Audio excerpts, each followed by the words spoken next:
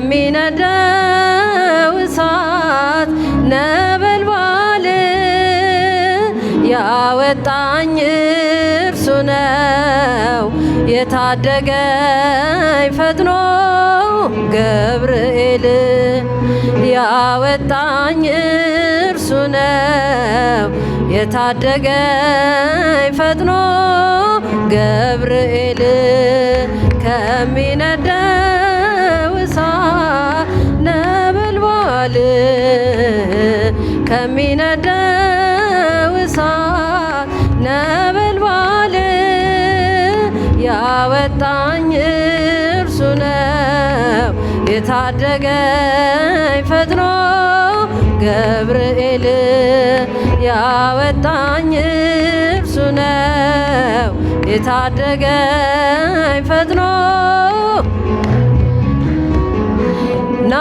ናቡከደነጾር መንፈሱ ታውኳል ሕልሙን የሚፈታ ባለ ራእይ ሽቷል የከለዳውያን አስማት ተዘለፈ በሰማዩ ምስጢር ገብርኤል ሕይወቴን ከሞት አተረፈ ሕይወቴን ከሞት አተረፈ ከሚነደው እሳት ነበልባል ከሚነደው እሳት ነበልባል ያወጣኝ እርሱ ነው የታደገኝ ፈጥኖ ገብርኤል ያወጣኝ እርሱ ነው የታደገኝ ፈጥኖ የእስረኞቹ አለቃ አስፋኔስ ተገርሞ ሽብሸባዬን አየ ከእሳቱ ዳር ቆሞ የአማልክት ልጅ ባይለይም ንጉሡ አምላክ ወሰመና ከቶኑ ገብርኤል ታድጎኛል እርሱ ገብርኤል ታድጎኛል እርሱ ከሚነደው እሳት ነበልባል ከሚነደው እሳት ነበልባል ያወጣኝ እርሱ ነው የታደገኝ ፈጥኖ ገብርኤል ያወጣኝ እርሱ ነው የታደገኝ ፈጥኖ ጠላት የለኮሰው የፈተናው ችቦ በነፍስ ያላለፈም ስጋዬ ለብልቦ ከባቢሎኗ ተርፋለች ሕይወቴ የጌታ ባለሟል ከምልጃው ጥላ ስር ከልሎኝ አባቴ ገብርኤል ከልሎኝ አባቴ ከሚነደው እሳት ነበልባል ከሚነደው እሳት ነበልባል ያወጣኝ እርሱ ነው የታደገኝ ፈጥኖ ገብርኤል ያወጣኝ እርሱ ነው የታደገኝ ፈጥኖ የውሃው መፍለቅለቅ ልቤን አያዝልም ዓለም ንዳድ ቢሆን እምነቴን አልክድም ቂርቆስ ኢየሉጣን ከፍል እንዳዳነ ጨለማን ሰንጥቆ ገብርኤል ከጥፋት ሊያድነኝ ፈጠነ ከጥፋት ሊያድነኝ ፈጠነ ከሚነደው እሳት ነበልባል ከሚነደው እሳት ነበልባል ያወጣኝ እርሱ ነው የታደገኝ ፈጥኖ ያወጣኝ እርሱ ነው የታደገኝ ፈጥኖ ገብርኤል ገብርኤል ገብርኤል መልአከ ራማ ገብርኤል ገብርኤል መልአከ ራማ ስንጠራ ፈጥነ ድረስ ድምፅህን እንስማ ገብርኤል ገብርኤል መልአከ ራማ ገብርኤል ገብርኤል መልአከ ራማ ስንጠራ ፈጥነ ድረስ ድምፅህን እንስማ ትንቢቱ ሲፈጸም ዘመኑ ሲያበቃ ከቀናት ሳትዘገይ ሳይጎድል ደቂቃ ወደ ድንግል መጥተ ደስታን አበሰርክ የአምላክን ሰው መሆን ለዓለሙ ነገርክ ወደ ድንግል መጥተ ደስታን አበሰርክ የአምላክን ሰው መሆን ለዓለሙ ሰበክ ገብርኤል ገብርኤል መልአከ ራማ ገብርኤል ገብርኤል መልአከ ራማ ስንጠራ ፈጥነ ድረስ ድምፅህን እንስማ ገብርኤል ገብርኤል መልአከ ራማ ገብርኤል ገብርኤል መልአከ ራማ ስንጠራ ፈጥነ ድረስ ከውሃና ከእሳት ከሞት አመለጦ በእሳቱ መካከል ለጥፋት ቢሰጡ አንተ ባለህበት በየትኛውም ስፍራ ምንም ቦታ የለው ሞትና መከራ አንተ ባለህበት በየትኛውም ስፍራ ምንም ቦታ የለው ሞትና መከራ ገብርኤል ገብርኤል መልአከ ራማ ገብርኤል ገብርኤል መልአከ ራማ ስንጠራ ፈጥነ ድረስ ድምፅህን እንስማ ገብርኤል ገብርኤል መልአከ ራማ ገብርኤል ገብርኤል መልአከ ራማ ስንጠራ ፈጥነ ድረስ ድምፅህን እንስማ የመንገዴ መሪ ፈውስነ ለመሜ ገብርኤል ስትመጣ በዛልኝ ሰላሜ ደስታን አብሳሪ ተሸክመ ዜና ዛሬም ለአገራችን ምስራች ይዘና ደስታን አብሳሪ ተሸክመ ዜና ዛሬም ለአገራችን ምስራች ይዘና ገብርኤል ገብርኤል መልአከ ራማ ገብርኤል ገብርኤል መልአከ ራማ ስንጠራ ፈጥነ ድረስ ድምፅህን እንስማ ገብርኤል ገብርኤል መልአከ ራማ ገብርኤል ገብርኤል መልአከ ራማ ስንጠራ ፈጥነ ድረስ እንስማ።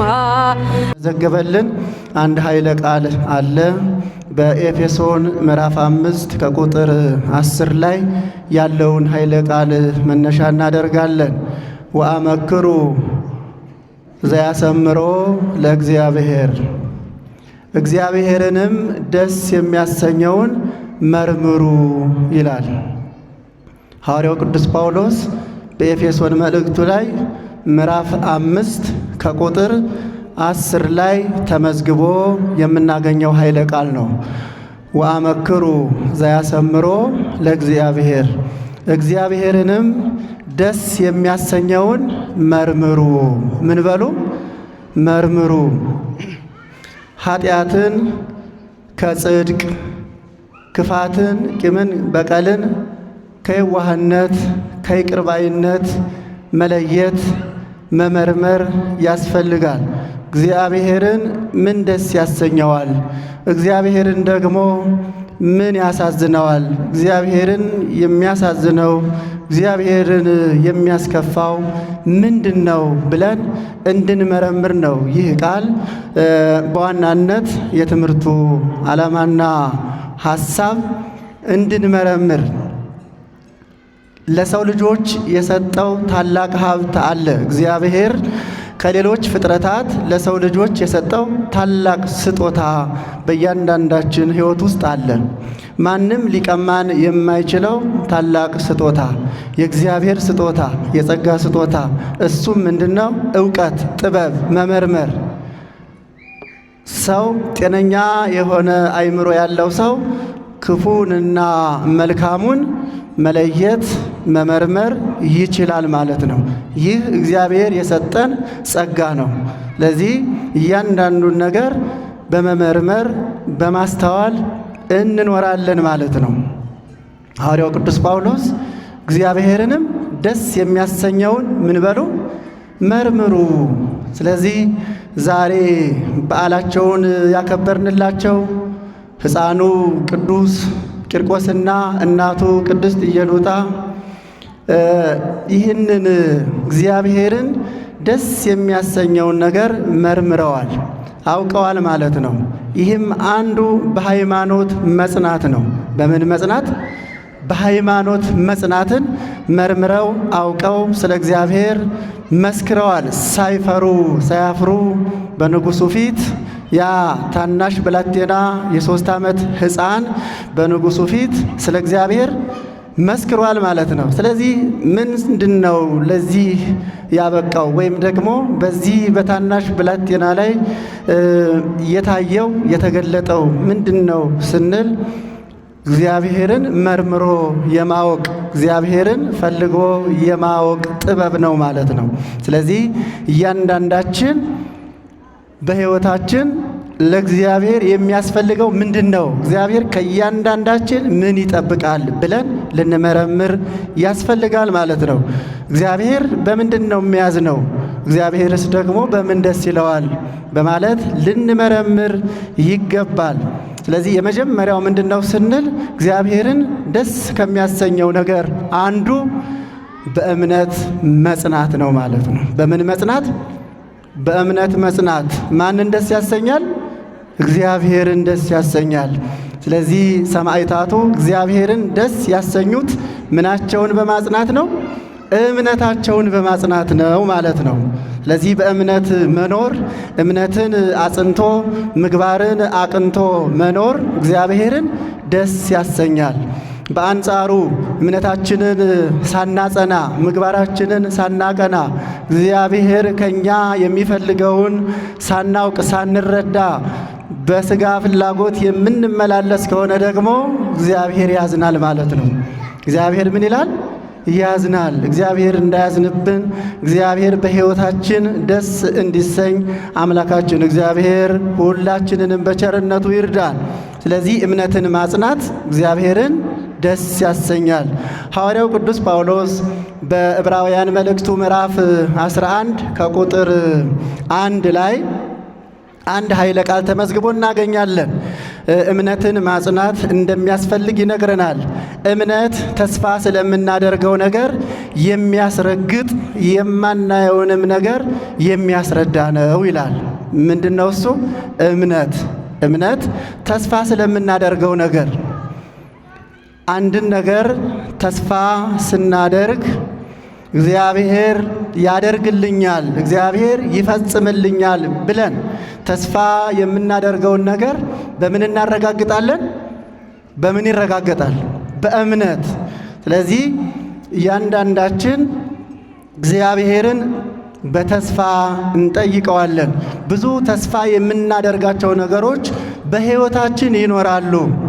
ዛሬ ጤና አተን ከሆነ ነገ እግዚአብሔር ምሕረቱን ቸርነቱን አብዝቶልን ጤናችንን እንደሚመልስልን ተስፋ እናደርጋለን። ዛሬ አተን ተቸግረን እንደሆነ ነገ እንደምናገኝ ተስፋ እናደርጋለን። ይህ ተስፋ የምናደርገው በምን ይረጋገጣል? በምን ይረጋገጣል? በእምነት ይረጋገጣል ማለት ነው። ከኔ ጋር ናችሁ? እየሰማችሁኝ ነው? እግዚአብሔር ከሁላችን ጋር ይሁን። ስለዚህ እግዚአብሔር ከኛ የእምነታችንን ጽናት ይፈልጋል ማለት ነው። እምነታችንን የምናጸና ከሆነ ተስፋ የምናደርገውን ነገር እግዚአብሔር አይከለክለንም፣ ቸር አምላክ ስለሆነ። ለዚህ ተስፋ ስለምናደርገው ነገር የሚያስረግጥ የማናየውንም ነገር የሚያስረዳ ነው። እንግዲህ ተስፋ አይታይም። ተስፋ የምናደርገውን ነገር አናየውም።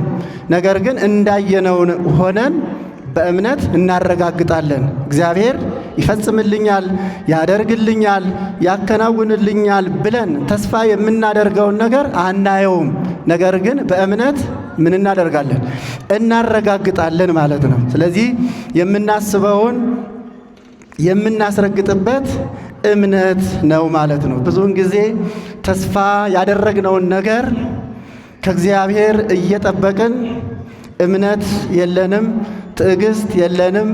ተስፋችን እንዲሁ በልምድ ይሆናል ማለት ነው። ስለዚህ የምናስበውን ነገር የምናስረግጥበት እምነት ከማጣታችን የተነሳ እንጨነቃለን።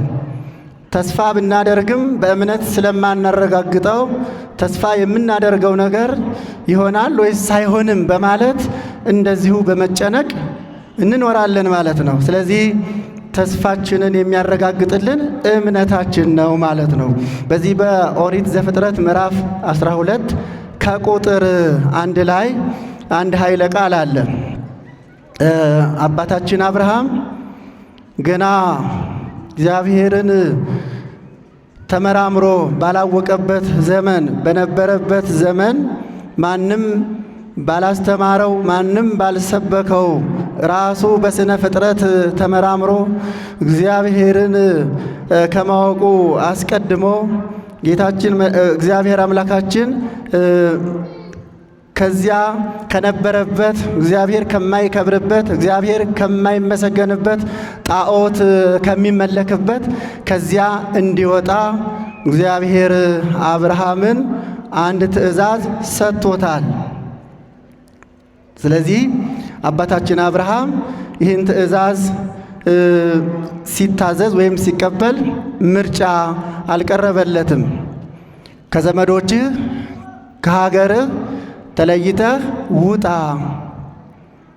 ስለዚህ ይህ ጥያቄ ሲቀርብለት አባታችን አብርሃም ሳያመነታ ወዴት፣ ለምን፣ እንዴት ሳይል ወዲያውኑ አብርሃም ተለይቶ ከሀገሩ ከወገኑ ከዘመዶቹ ተለይቶ ምን አለ? ወጣ ማለት ነው። እምነቱን አጽንቶ በእምነት እግዚአብሔር የሰጠውን ትእዛዝ ተቀብሎ ሳያመነታ ወዲያውኑ ወጣ ማለት ነው። ስለዚህ አብርሃም ይህንን ትእዛዝ ተቀብሎ ሳያመነታ፣ ሳይፈራ፣ ሳይጨነቅ እግዚአብሔር ወዳዘዘው እግዚአብሔር እንዲሄድ ወዳመለከተው ቦታ ወዲያውኑ ፈጥኖ እንዲወጣ ያደረገው ወይም ብርታት የሆነው ምንድነው ስንል እምነት ነው። እምነቱን አጽንቷል። እግዚአብሔር የሚጠራው ለመልካም ነው። እግዚአብሔር ሲመርጥ ሲጠራ ለመልካም ለሕይወት ስለሆነ አባታችን አብርሃም ያለ ፍርሃት እግዚአብሔር ሲጠራው እምነቱን አጽንቶ ወጣ ይላል። ስለዚህ እኛም በሕይወታችን እግዚአብሔር ዛሬም ይናገራል። ከብዙ ነገር ውጡ እያለ እግዚአብሔር ይናገራል። እግዚአብሔር ያልተናገረበት ጊዜ የለም። በአንድም በሌላም እግዚአብሔር ይናገራል፣ እግዚአብሔር ያስተምራል። ስለዚህ እኛም አንድ የመጽሐፍ ቅዱስ ታሪክ ስንሰማ በዚያ ታሪክ ውስጥ የኛ ሕይወት ምን እንደሚመስል የምናይበት ነው እንጂ ታሪኩን ብቻ ሰምተን የምናልፈው አይደለም። በዚያ ታሪክ ውስጥ የኛ ሕይወት ምንድን ነው? የኛ ሕይወት ምን ይመስላል? በየትኛው ላይ ነው የእያንዳንዳችን ሕይወት የሚለውን በታሪኩ ወይም በቃሉ መስተዋትነት ሕይወታችንን እንመረምራለን ማለት ነው። ሐዋርያው ቅዱስ ጳውሎስ እግዚአብሔርንም ደስ የሚሰኝበትን ምን በሉ መርምሩ። ለዚህ መመርመር ይገባል ማለት ነው። ቅድም እንዳልኳቸው የምንመረምርበት ዕውቀት ጥበብ ሰጥቶናል እያንዳንዳችን። ለዚህ ልንመረምር፣ ልናውቅ፣ ልንረዳ እግዚአብሔርንም ደስ ልናሰኝ ያስፈልጋል ማለት ነው። ስለዚህ ዛሬ ከምንድን ነው እኛ መውጣት ያለብን? አባታችን አብርሃም ውጣ የተባለው እግዚአብሔር ስለማይመሰገንበት፣ ስለማይከብርበት፣ ጣዖት ስለሚመለክበት ነው። ያ አብርሃም የነበረበት ሀገር ማለት ነው። ስለዚህ ከዚያ እንዲለይ፣ ከዛ እንዲወጣ እግዚአብሔር አዘዘው። እሱም ወዲያው ወጣ። እኛም ዛሬ ከኃጢአት ከክፉ ነገር ሁሉ እግዚአብሔር ከማይመሰገንበት እግዚአብሔር ከማይከብርበት ልንወጣ ያስፈልጋል። እግዚአብሔርን ደስ ልናሰኝ ያስፈልጋል ማለት ነው። እንግዲህ በሌላም ቦታ ላይ ሐዋርያው ቅዱስ ጳውሎስ በዕብራውያን 11:4 ላይ እንደዚሁ አንድ ኃይለ ቃል ተመዝግቦ እናገኛለን። እግዚአብሔር ደስ የሚሰኝበትን የመረመሩ ያወቁ የተረዱ ብዙ በመጽሐፍ ቅዱስ ታሪካቸው የተመዘገበ ሰዎች አሉ፣ አባቶች አሉ ማለት ነው። እንደዚሁም ደግሞ ዝንጎዎች የሆኑ እግዚአብሔር ምን እንደሚፈልግ እግዚአብሔር ከእያንዳንዳቸው ምን እንደሚጠብቅ ያልተረዱ ያላወቁ ዝንጎዎች ደግሞ ነበሩ፣ እንዲሁ በቸልተኝነት የሚኖሩ ማለት ነው። ስለዚህ በዚህ በዕብራውያን 11:4 ላይ አቤል ከቃየል ይልቅ የሚበልጠውን መስዋዕት አቀረበ ይላል። አቤል ከቃየል የሚበልጠውን ምን አቀረበ? መስዋዕት አቀረበ። የአቤል መስዋዕት በምንድን ነው የበለጠው? የአቤልን መስዋዕት እግዚአብሔር ተቀበለለት። እግዚአብሔርም በአቤል መስዋዕት ደስ ተሰኘ። ለምን? በመመርመር ስለሆነ። ለእግዚአብሔር ያቀረበው አቤል በመመርመር ለእግዚአብሔር የሚያስፈልገውን በማወቅ በመረዳት ለእግዚአብሔር የሚገባውን አቀረበ። እግዚአብሔርም መስዋዕቱን ተቀበለለት። ዛሬም እኛ ለእግዚአብሔር የምናቀርበው መስዋዕት የምስጋና መስዋዕት እንዲሁም የተለያዩ ለእግዚአብሔር የሚገባውን ነገሮች ስናቀርብ መርምረን መሆን ያስፈልጋል ማለት ነው። እግዚአብሔር ልመናችንን፣ ጸሎታችንን፣ መስዋዕታችንን እንዲቀበልልን ለእግዚአብሔር የምናቀርበው ለእግዚአብሔር የምንሰጠው ምን በማድረግ ነው? በመመርመር። ይህ ለእግዚአብሔር ይገባል፣ ለእግዚአብሔር ያስፈልጋል፣ ይህ ደግሞ ለእግዚአብሔር አይገባም ብለን ለእግዚአብሔር የሚገባውን መርምረን ለይተን ልናቀርብ ይገባል ማለት ነው። እንግዲህ አቤል ከቃየል ይልቅ ወይም የሚበልጠውን መስዋዕት ለእግዚአብሔር አቀረበ።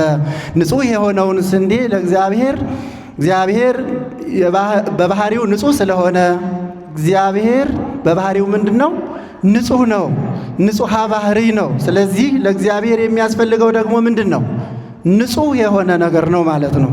ስለዚህ አቤል ለእግዚአብሔር ያቀረበው መስዋዕት ንጹሕ የሆነውን በግ አቀረበ።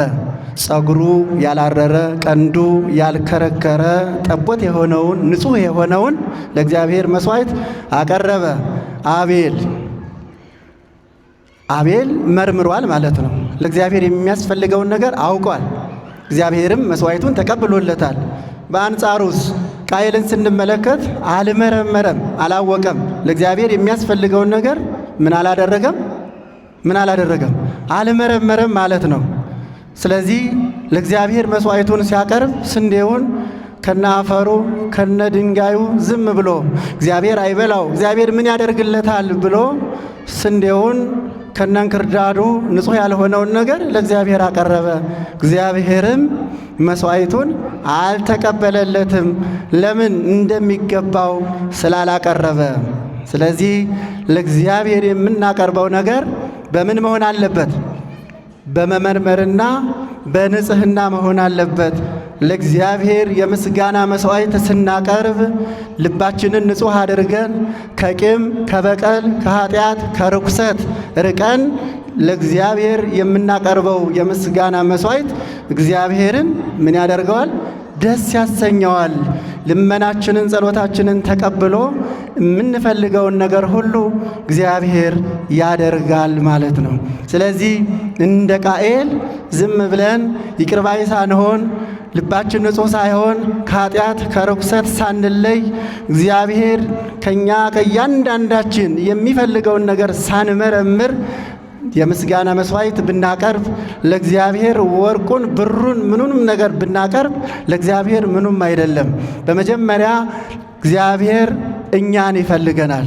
ማን ይፈልጋል? እኛን ራሳችንን ነው የሚፈልገው። በንጹህ ሆነን በይቅርባይነት ሆነን ከነ ኃጢአታችንም ቢሆን ኃጢአታችንን አምነን ወደ እግዚአብሔር እንድንቀርብ እግዚአብሔር ደግሞ ይቅርታውን ምሕረቱን አብስቶልን በንስሐ ሕይወት እንድንኖር ነው የእግዚአብሔር ሐሳብ እንጂ ልባችን ሳይመለስ ንስሐ ሳንገባ ከቂም ከበቀል ከርኩሰት ሳንለይ ወርቁን ብሩን ብናመጣ ለእግዚአብሔር ምኑም አይደለም ማለት ነው። ስለዚህ ምን ይቀድማል? ምን ይቀድማል? እግዚአብሔር ደስ የሚሰኝበትን ነገር መመርመር ይቀድማል ማለት ነው። መመርመር ማለት ኃጢአት እግዚአብሔርን ያሳዝናል፣ እግዚአብሔርን ያስከፋል። ከቂም ከበቀል መራቅ፣ ንስሐ መግባት፣ እንደ እግዚአብሔር ሐሳብ እንደ እግዚአብሔር ፈቃድ መኖር ደግሞ እግዚአብሔርን ደስ ያሰኛል ማለት ነው። ስለዚህ በዚህ መልኩ ሐዋርያው ቅዱስ ጳውሎስ እንደተናገረ እግዚአብሔርን ደስ የሚያሰኘውን ነገር ምን በሉ አለ? ምን በሉ? መርምሩ። እግዚአብሔር የሚከብርበትን እግዚአብሔር ደስ የሚሰኝበትን ነገር እንድንመረምር እግዚአብሔር አምላክ ማስተዋሉን እንዲሰጠን የእሱ መልካም ፈቃዱ ይሁንልን። ማስተዋሉን ለሁላችንም ያደለ።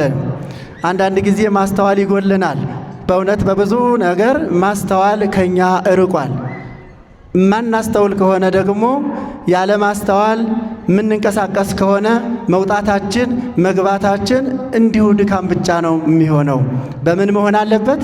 በማስተዋል በመመርመር እግዚአብሔርን ደስ በማሰኘት ልንንቀሳቀስ ወይም ደግሞ ወደ እግዚአብሔር ልንቀርብ ያስፈልገናል ማለት ነው። እንግዲህ እግዚአብሔርን ደስ ከሚያሰኙት ነገሮች አንዱ ምንድነው አልኳቸው? እምነት ነው ማለት ነው። ምንድነው? እምነት። እምነትን ማጽናት፣ ምግባርን ማቅናት እግዚአብሔርን ምን ያሰኘዋል? ደስ ያሰኘዋል።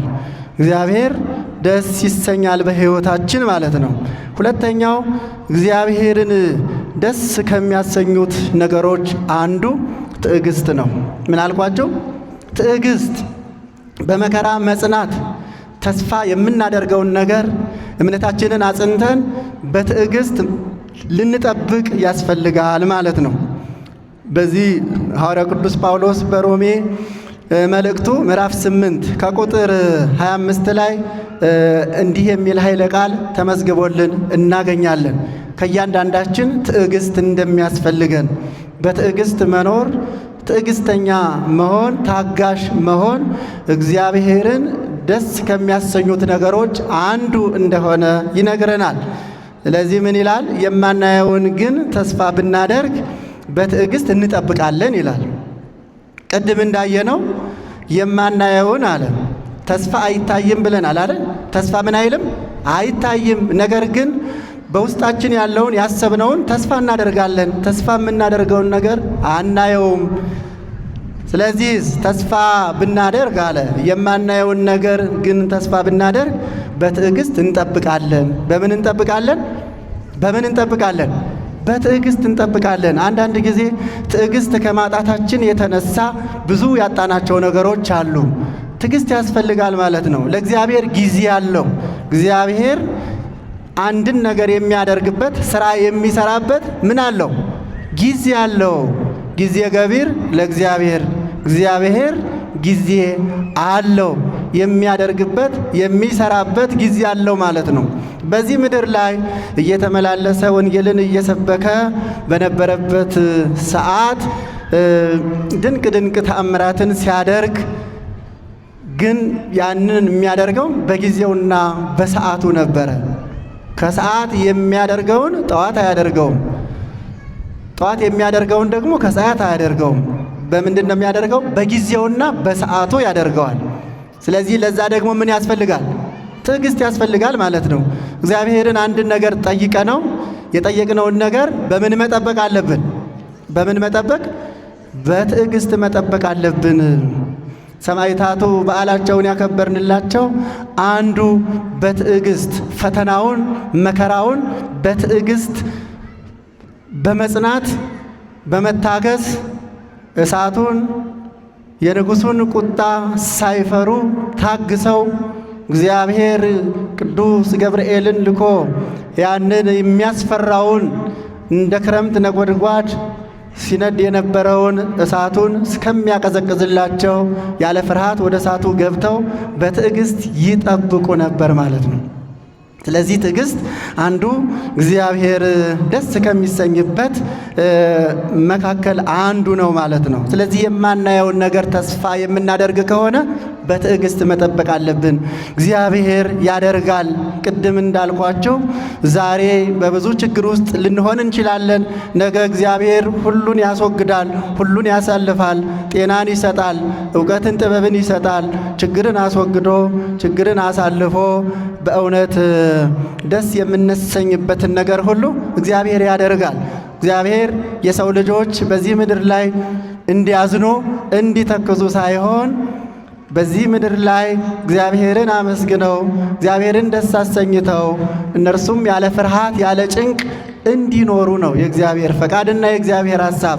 ጠላት ዲያብሎስ ነው በዚህ ምድር ላይ እንዲሁ እየተጨነቅን እየተረበሽ ሳንረጋጋ እንድንኖር የሚያደርገን ጠላታችን ዲያብሎስ ነው እንጂ እግዚአብሔር ግን ደስ ብሎን እሱን እያመሰገን እንድንኖር ነው የእግዚአብሔር ሐሳብ ማለት ነው።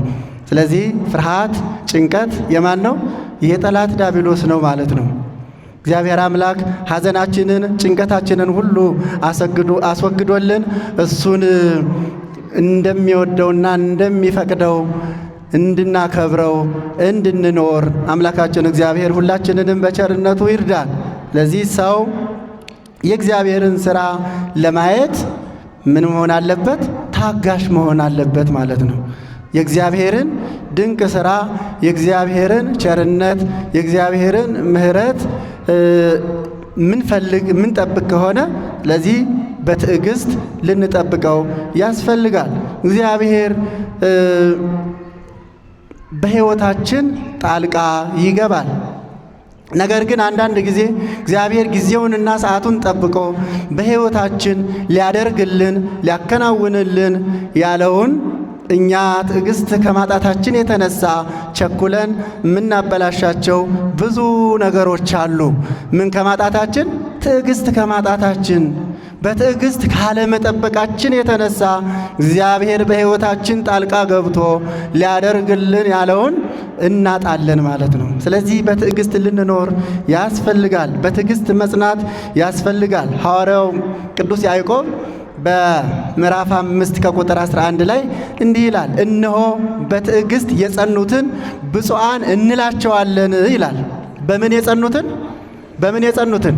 በትዕግስት የጸኑትን ምን እንላቸዋለን? ምን እንላቸዋለን? ብፁዓን እንላቸዋለን። አዎ ሰማዕታቱ በዓላቸውን ያከበርንላቸው ቅዱስ ቂርቆስና ቅድስት ኢየሉጣ ምናከብራቸው ቅድስት ቤተ ክርስቲያን በእንዲህ አይነት መልኩ በዓላቸውን የምታከብርላቸው ለምንድን ነው ስንል በምን ስለጸኑ ነው? በምን ስለጸኑ? በትዕግስት ስለጸኑ፣ እምነታቸውን ስላጸኑ፣ ምግባራቸውን ስላቀኑ በእውነት እነዚህን የጸኑትን ምን እንላቸዋለን? ብፁዓን እንላቸዋለን አለ። ኢዮብ እንደታገሰ ሰምታችኋል። ጌታም እንደፈጸመለት ሰምታችኋል። ጌታ እጅግ የሚምር የሚራራም ነውና ይላል። እግዚአብሔር የሚምር የሚራራ ይቅር ባይ አምላክ ነው ይላል። ምን የሚል? ይቅር የሚል የሚራራ ቸር አምላክ ነው። ስለዚህ በትዕግስት ብንጸና በትዕግስት ብንጠብቀው እግዚአብሔር እንዲሁ አይተውንም።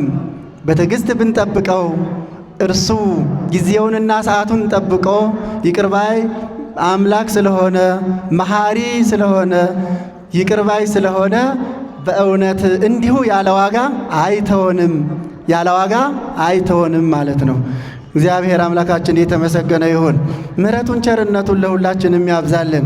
ስለዚህ እነሆ በትዕግስት የጸኑትን ብፁዓን እንላቸዋለን። ኢዮብ እንደታገሰ ሰምታችኋል። ጌታም እንደፈጸመለት ከመከራ በኋላ የነበረውን ሕይወት የኢዮብን ታሪክ ታውቃላችሁ። ከቀድሞው ይልቅ የበለጠውን እንዳደረገለት እንደፈጸመለት እንመለከታለን። ስለዚህ ኢዮብ በትዕግስቱ የሚታወቅ ነው። ወይም ትዕግስትን ስናነሳ ኢዮብን ምሳሌ አርአያ እናደርጋለን ማለት ነው። ነገር ግን በመታገሱ በመጽናቱ ከቀድሞው ይልቅ የኋለኛውን እንደባረከለት እንዳበዛለት ታሪኩ ይነግረናል። እግዚአብሔር የሚምር ስለሆነ መሐሪ ይቅር ባይ ስለሆነ ያንን በሽታውን አሳልፎ ሀብቱንም ልጆቹንም ከቀድሞ በበለጠ እንደባረከለት እንዳበዛለት ታሪኩን እንመለከታለን። ስለዚህ በዚህ በመጽሐፈ ኢዮብ ምዕራፍ 42 ከቁጥር 12 ላይ እንዲህ ይላል፣ እግዚአብሔርም ከፊተኛው ይልቅ የኋለኛውን ለኢዮብ ባረከ። ምን አለ? ባረከለት፣ አበዛለት። እንደ ኢዮብ ያሉ የተዋቡ ሴቶች ልጆችም በአገሩ ሁሉ አልተገኙም። ከዚህም በኋላ ኢዮብ 140 ዓመት ኖረ። ልጆቹንና የልጅ ልጆቹንም እስከ 4 ትውልድ ድረስ አየ ይላል። ስለዚህ እግዚአብሔር እንዴት እንደባረከው እንዴት እንዳበዛለት እንመለከታለን። ይህ የሆነው ምንድነው ስንል በትዕግስት ስለቆየ በትዕግስት ስለጠበቀ ነው። እግዚአብሔር አምላካችን ለሁላችንም ትዕግስቱን እንዲያድለን የእሱ መልካም ፈቃዱ ይሁንልን። በተለይም በዚህ ጊዜ በዚህ ሰዓት ትዕግስት አጥተናል። ብዙዎቻችን ሆደ ባሾች ሆነናል። ቶሎ የምንከፋ ነገሮችን ወዲያው ማድረግ እንጂ ጊዜ የማንሰጥ የእግዚአብሔርን ጊዜ እግዚአብሔርን ወቅት እግዚአብሔር የሚሰራበት ጊዜና ሰዓት መኖሩን እንረሳለን። እግዚአብሔር ጊዜ አለው፣ ወቅት አለው የሚሰራበት የሚያደርግበት። ስለዚህ ያንን ጊዜና ወቅት መጠበቅ ያስፈልጋል፣ በትዕግስት ማለት ነው። ስለዚህ ሁለተኛው እግዚአብሔርን ደስ ከሚያሰኙት ነገሮች መካከል አንዱ ምንድነው አልኳቸው? ምንድነው? ትዕግስት።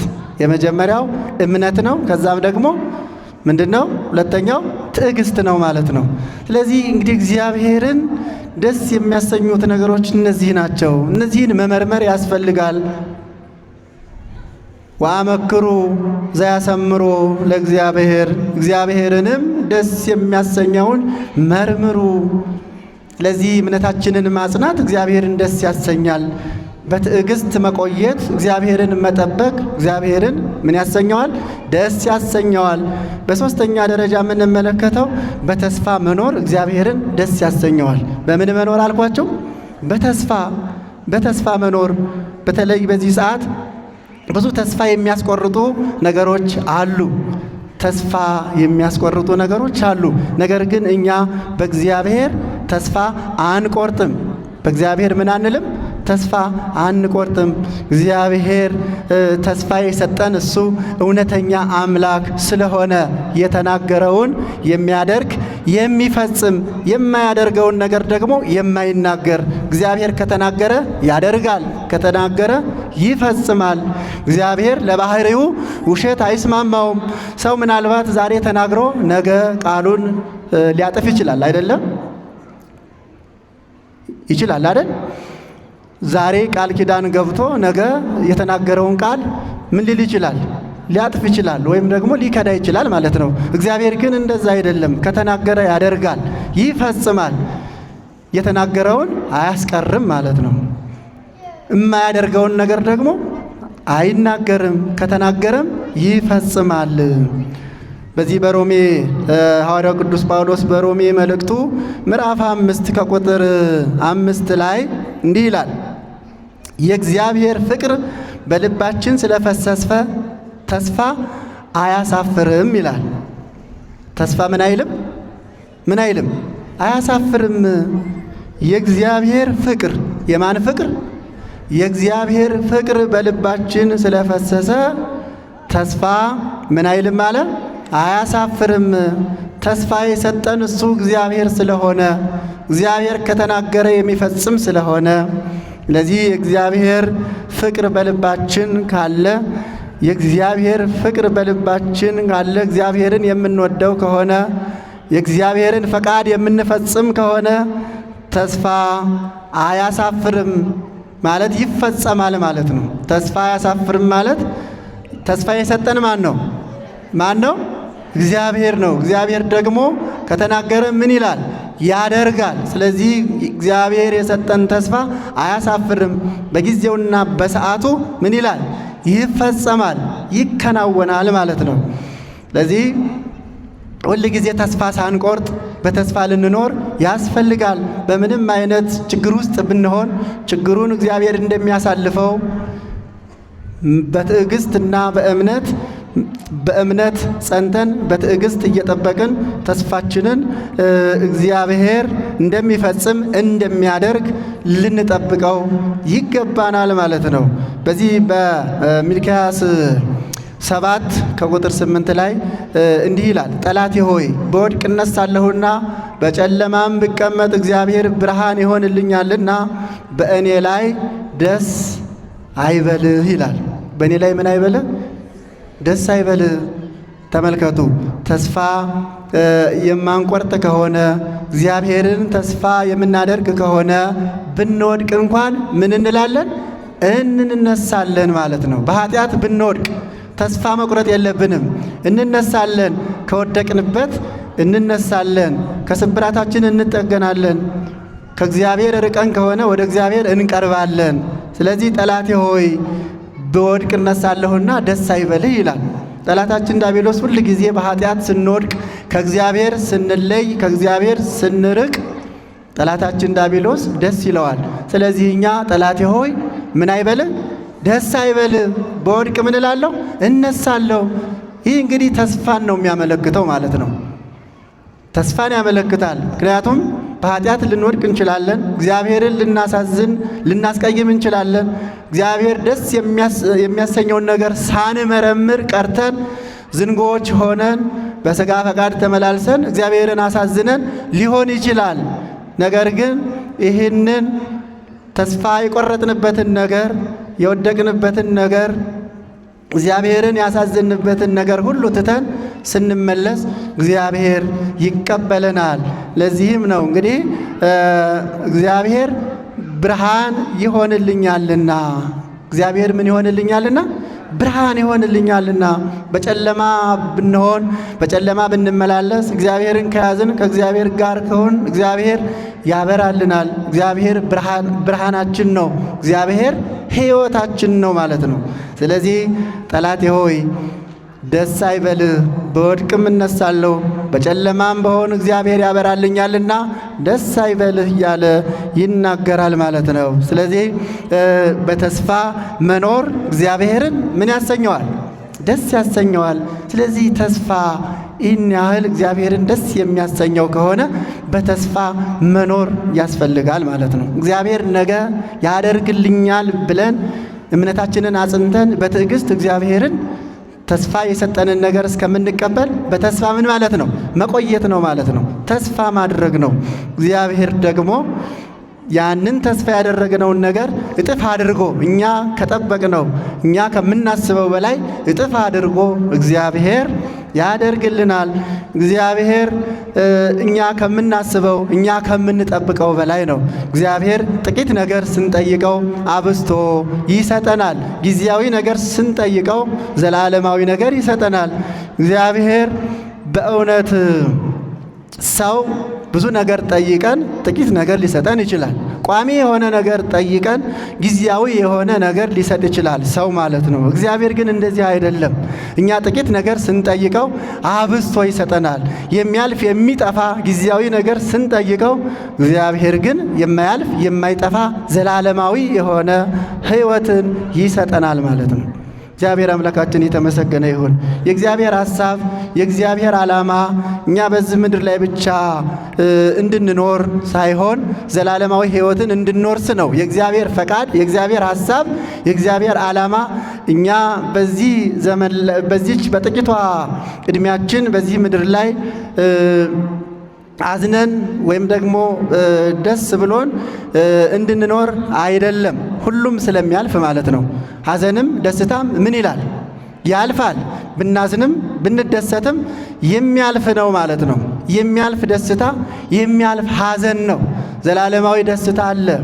ሕፃኑ ቂርቆስ ወደ ንጉሡ በቀረበ ጊዜ አንተ ደስተኛ ሕፃን ሆይ አለው ይላል። ደስተኛ ሕፃን ሆይ ንጉሡ አስጠርቶት እናቱ ቅድስት ኢየሉጣ ለጣዖት እንድትሰግድ ንጉሡ ሲጠይቃት ምንድን ነው ያለችው? የ3 ዓመት ሕፃን አለ። ስለዚህ እሱ ይምጣና ለጣዖት መስገድ መልካም እንደሆነ ወይም ደግሞ መልካም እንዳልሆነ እሱ ይነግርሃል አለችው። እሱ ምን ይልሃል? ይነግርሃል። ለጣዖት መስገድ መልካም እንደሆነ ወይም ደግሞ መልካም እንዳልሆነ ይህ ታናሽ ብላቴና ታናሽ ሕፃን ምን ይልሃል? ይነግርሃል አለችው። እና ንጉሡም ጭፍሮቹን ልኮ ሕፃኑን ወደሱ እንዲያመጡለት አደረገ። ሕፃኑም መጣ እና ንጉሡ ሕፃኑን ሲመለከተው በመንፈስ ቅዱስ የተመላ ስለሆነ ፊቱ እንደ ፀሐይ የሚያበራ ፊቱ ደስተኛ የሆነ ሕፃን ነበረና ንጉሡ ምን አለው? አንተ ደስተኛ ሕፃን ሆይ ደስተኛ ነህ፣ ፊትህ ብሩህ ነው፣ ደስተኛ ነህ አለው። አዎ ለእኔ ዘላለማዊ ደስታ ተጠብቆልኛል አለ። ዘላለማዊ ምን ብሎልኛል? ተጠብቆልኛል። ተመልከቱ፣ ተጠብቆልኛል ማለት ተዘጋጅቶልኛል ማለት ነው። ከመከራው በኋላ ክብር አለ። ከእሳቱ በኋላ እሳት ቢገቡም ወደ እሳት ቢጣሉም መልአኩ ቅዱስ ገብርኤል አውጥቷቸው ከዚያም ሌላ መከራ ቢጸናባቸውም ከዚህ በዛሬው ዕለት በሰማዕትነት ቢያልፉም ሕፃኑ እንደተናገረው ለእኔ አለ ዘለዓለማዊ ደስታ ተጠብቆልኛል፣ ተዘጋጅቶልኛል። ስለዚህ እኔ ደስተኛ ነኝ አለ። ያ የተዘጋጀ ደስታ ዘለዓለማዊ ደስታ ስለሆነ ጊዜያዊ ሳይሆን ዘላለማዊ ነው። በዚህ ምድር ላይ ዛሬ ደስ ሊለን ይችላል፣ ነገ ደግሞ እናዝናለን። ዛሬ ብናዝን ነገ ደስ ይለናል። አንድ ሰው በዚህ ምድር ላይ 60 ዓመት ወይም 50 ዓመት ቢቆይ እድሜውን ከግማሽ በታች የሆነው በሐዘን በጭንቅ የኖርንበት ጊዜ ይበልጣል አይደል? አንድ ሰው 40 ዓመት ቢቆይ በዚህ ምድር ላይ ከግማሽ በታች የሆነው እድሜያችን ያዘንበት፣ የተከፋንበት፣ የተከዝንበት፣ መከራ ያየንበት፣ የወጣንበት፣ የወረድንበት ጊዜ ነው የሚበዛው እንጂ ደስ የተሰኘንበት ጊዜ አይደለም። አንድ ሰው እድሜውን ሙሉ ደስተኛ ሊሆን አይችልም፣ ሐዘንተኛም ሊሆን አይችልም። ሁለቱም ይፈራረቃል ማለት ነው። ስለዚህ ሁለቱም ግን ያልፋሉ። ያ የማያልፈው ዘላለማዊ ደስታ ግን በዚህ ጊዜ ያልፋል፣ ይሻራል። የማይባል ዘላለማዊ ምንድነው? ደስታ ነው ማለት ነው። ስለዚህ ሕፃኑ ቂርቆስ ዘላለማዊ ደስታ ምን ብሎልኛል አለ? ተዘጋጅቶልኛል፣ ተጠብቆልኛል አለ። አዎ ላንተ ግን ደስታ የለህም፣ ለዝንጎች ደስታ የላቸውም ተብሎ ተጽፏል አለ። ለምኖች? ለዝንጎች፣ እግዚአብሔርን ለማይፈሩ፣ እግዚአብሔርን ለማያከብሩ፣ በስጋ ፈቃድ ለሚመላለሱ፣ እግዚአብሔርን ለረሱ ምን የላቸውም? ደስታ የላቸውም። ለእኔ ግን ዘላለማዊ ደስታ ተጠብቆልኛል። ለክፉዎች፣ ለዝንጎች፣ ርኅራኄ ለሌላቸው ለክፉዎች ግን ደስታ የላቸውም፣ እረፍት የላቸውም። በዚህ ምድር ላይ ተቅበዝባዦች ይሆናሉ። ስለዚህ በእውነት በዕድሜያችን ላይ ወይም ደግሞ እግዚአብሔር እስከፈቀደልን ድረስ በዚች ምድር ላይ ስንኖር እግዚአብሔርን ደስ የሚያሰኘውን መርምረን አውቀን ተረድተን እግዚአብሔርን ደስ እንድናሰኘው አምላካችን እግዚአብሔር ሁላችንንም በቸርነቱ ይርዳል። ስለዚህ በዚህ መልኩ ነው እንግዲህ በተስፋ መኖር እግዚአብሔርን ምን ያሰኘዋል? ደስ ያሰኘዋል። እግዚአብሔርን ደስ ከሚያሰኙ ነገሮች መካከል አንዱ ምንድነው? በተስፋ መኖር ነው ማለት ነው። ስለዚህ በዚህ በአንደኛ ዮሐንስ ምዕራፍ 4 ከቁጥር 20 ላይ እንዲህ ይላል፣ እግዚአብሔር የኃይልና የፍቅር ራስን የመግዛት መንፈስ እንጂ የፍርሃት መንፈስ አልሰጠንም ይላል። የምን መንፈስ? የፍርሃት መንፈስ አልሰጠንም። ተመልከቱ፣ እግዚአብሔር የኃይልና የፍቅር የምንና የምን አልኳቸው? የኃይልና የፍቅር በፍቅር እንድንኖር እርስ በርሳችን እየተዛዘን እየተረዳዳን በፍቅር አንተ ትብስ አንቺ ትብሽ ተባብለን እንድንኖር ነው ማለት ነው። እግዚአብሔር የሰጠን ይህንን ነው። በፍቅር እንድንኖር ነው። በፍቅር እንድንመላለስ ነው። እግዚአብሔር የኃይልና የፍቅር ራስን የመግዛት ምንን የመግዛት ራስን የመግዛት መንፈስ እንጂ የፍርሃት መንፈስ አልሰጠንም። ተመልከቱ፣ የፍርሃት መንፈስ ፍርሃት የጠላት ዲያብሎስ ነው። ስለዚህ እምንፈራው፣ እምንጨነቀው፣ እምናዝነው፣ እምንተክሰው ለምንድን ነው? እግዚአብሔር የሰጠን ኃይልን ሰጥቶናል፣ ፍቅርን ሰጥቶናል፣ ራስን መግዛት ሰጥቶናል። ስለዚህ እነዚህን የምናደርግ ከሆነ የእግዚአብሔር ልጆች ነን ማለት ነው።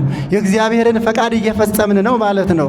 እግዚአብሔርን ደስ የሚያሰኘውን እየመረመርን ነው ማለት ነው። ስለዚህ በዚህ ተቃራኒ ከሆነ ግን የፍርሃት መንፈስ እግዚአብሔር አልሰጠንም።